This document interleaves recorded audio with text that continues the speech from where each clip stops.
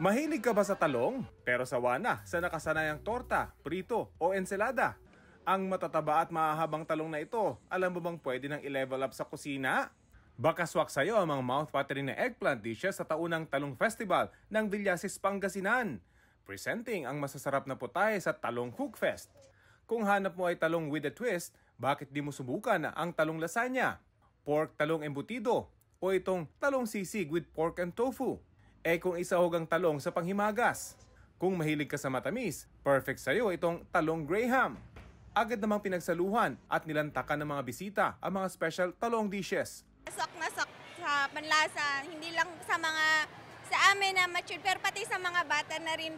Dahil sa Cookfest na ito, ang inyong ordinaryong talong, napatunayang versatile din at pwedeng all-around pang delicious and nutritious meal. Ang Villasis ang #1 producer ng talong dito sa Northern Luzon. Region 1. Kaya pinopromote namin ang aming talong para mas madaming gamit. Siyempre, pag mas madami kang gamit ng talong, mas marami ang mabebenta ng aming mga farmers. Bahagi rin ng Talong Festival ang isang retro dance competition kung saan humataw ang mga bata sa mga dance craze noong 70s hanggang 90s.